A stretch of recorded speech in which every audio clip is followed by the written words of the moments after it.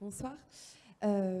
Oui, donc quelques mots sur Share IT ou Share It, qui accompagne des entrepreneurs sociaux comme Céline, comme Sarah, entre autres, dans la transformation numérique justement de leur organisation.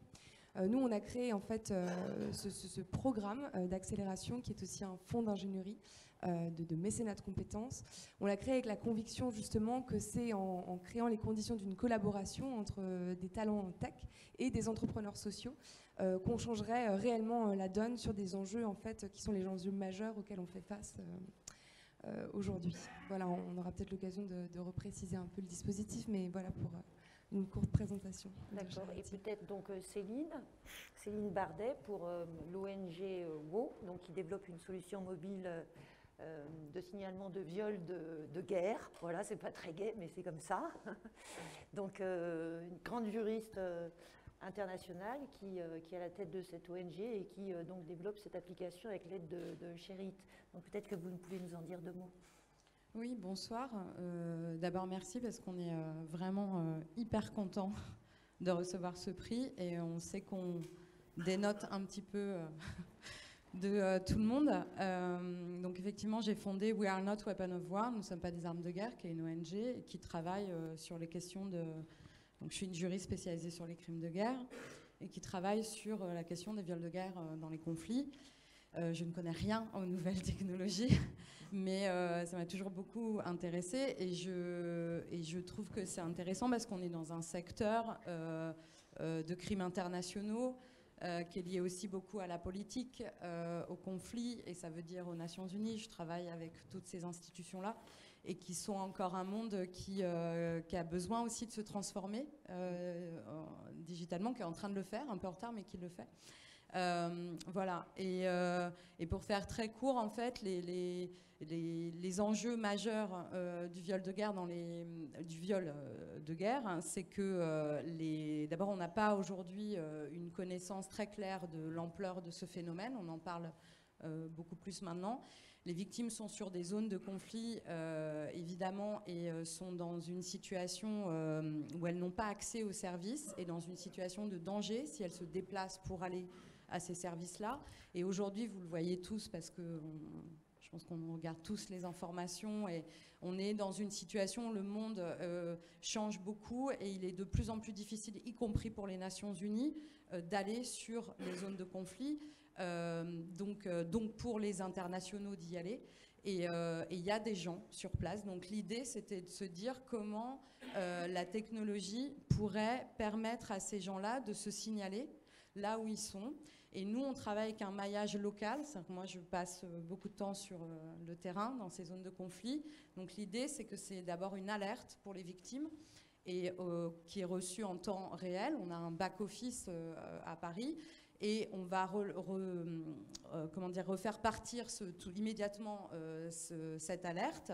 Il y a un petit formulaire, donc la victime va répondre à quelques questions. Et on va, très concrètement, on va avoir un médecin en République centrafricaine, on sait qu'il est là, on a une personne qui se signale là, et donc on va faire venir ces personnes-là auprès de ces victimes immédiatement, ce qui font qu'elles n'ont pas à se déplacer, et donc elles restent en sécurité, que la communauté ne les voit pas. On ne va pas parler de ça ce soir, c'est compliqué, mais c'est très stigmatisant aussi, le viol de guerre. Donc voilà. Et la deuxième fonction de cette application, c'est que...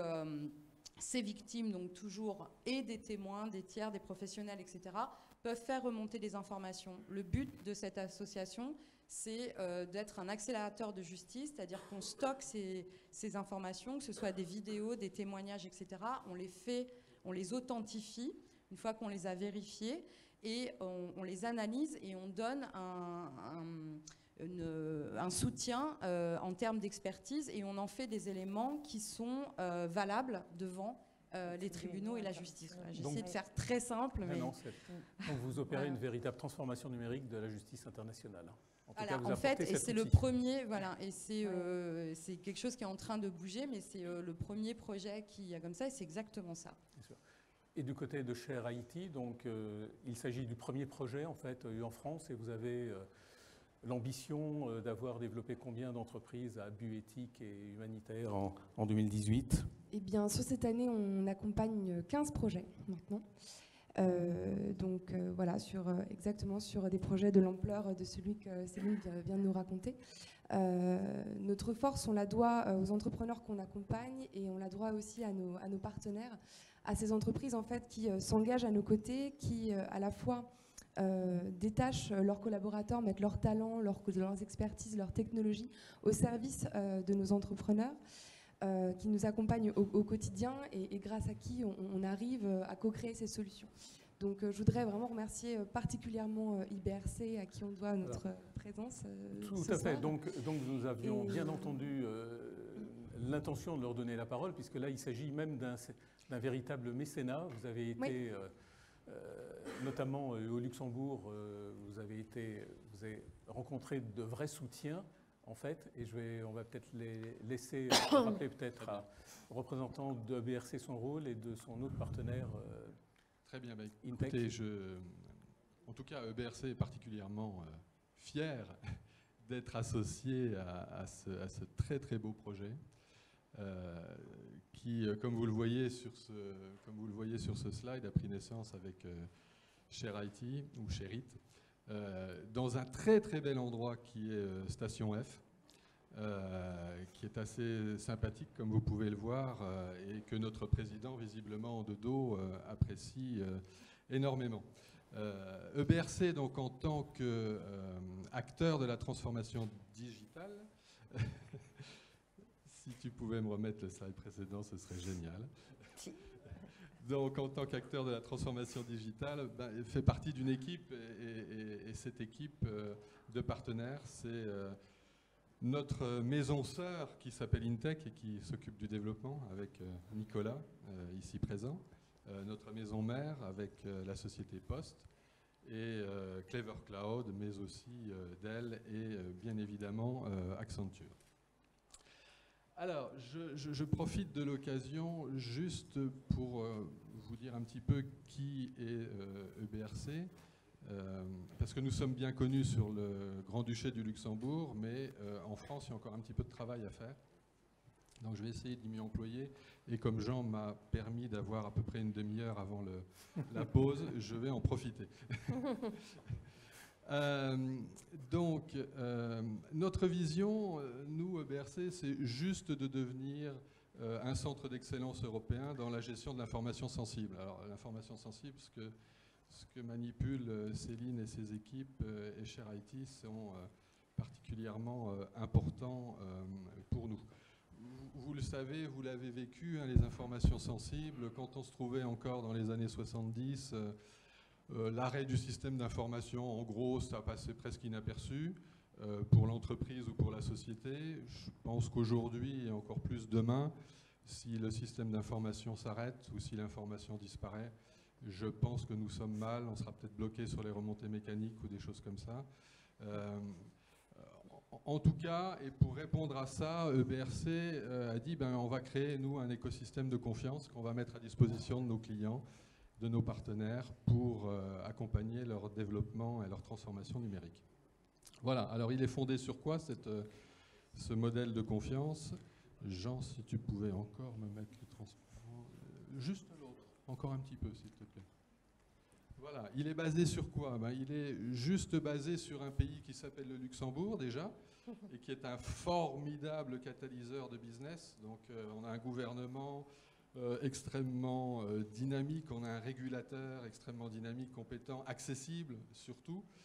Donc ça, c'est important. Ensuite, on s'appuie en deuxième lieu sur des moyens d'hébergement qui sont hors normes en termes de résilience, en termes de sécurité. Et là, on rebondit sur la sécurité de l'information. EBRC est juste la seule société au monde à avoir 3 data centers qui sont hautement résilients, fault tolerance, on dit dans le jargon, pour ceux qui sont du même métier que moi. Ça veut juste dire qu'on a 15 000 m² disponibles et qui sont tous certifiés Tier 4, Design et Facility. Si vous faites le parallèle avec ce qui se trouve en France, il n'y en a pas. Donc, comme ça, les choses sont réglées. On s'appuie aussi sur un vrai savoir-faire d'innovation en ce qui concerne l'innovation et l'accompagnement des entreprises. Vous le voyez sur ce slide. On a 40 fintechs qui nous ont rejoints et qu'on accompagne dans le lancement de leur activité et également dans le développement de cette activité au niveau européen et mondial. Et puis pour faciliter les appels d'offres, on a plein de certifications, 70, etc., etc. Alors, et surtout on a des valeurs, parce qu'on ne rentre pas dans des projets comme ça si on n'a pas un certain nombre de valeurs. Les valeurs sont très simples chez EBRC, c'est sous le label Earth. Donc vous retrouvez l'excellence, vous retrouvez l'agilité, vous retrouvez la responsabilité, vous retrouvez la confiance, on en a parlé tout au long de cette soirée, et puis vous retrouvez aussi l'humain. Et là, c'est un point fondamental. Et c'est grâce à ces valeurs et à ces différentes offres que nous accompagnons nos clients dans le développement de leur transformation digitale en leur apportant un modèle juste de confiance pour qu'ils puissent s'exprimer. Ça a été très clair, merci. Est-ce que Intech aurait juste 2 mots à dire, parce qu'on a pulvérisé tous les délais Non, c'est M. Bayrou qui l'a fait. C'est vrai, il a commencé. J'ai pas dit vous avez, nous avons pulvérisé. Vous avez un mot éventuellement? Alors oui, 2 mots rapidement. Donc on a beaucoup parlé d'innovation, de collaboration. On le vit chez Intech au jour le jour. Intech est une SN de 100 personnes à Luxembourg. Et vous vous demandez peut-être pourquoi on a décidé de rentrer et assez fortement, avec un engagement assez fort au sein de Sherit. Tout simplement parce que nos clients nous demandent de l'innovation, très souvent, quotidiennement même. Mais très souvent, ces mêmes clients ne sont pas en mesure de nous fournir le terrain nécessaire à la mettre en œuvre, cette innovation. Parce que ça va être des banques qui vont être bloquées par un aspect réglementaire ou d'autres exemples comme ça. Et donc, quand on a eu l'occasion de rencontrer Mathilde et ses équipes et qu'on a eu l'occasion de collaborer avec eux, on s'est dit bingo, parce que là, on va pouvoir faire de l'innovation utile. Et donc, mettre cette innovation au service de projets qui nécessitent vraiment et qui nous donnent les clés pour la mettre en œuvre.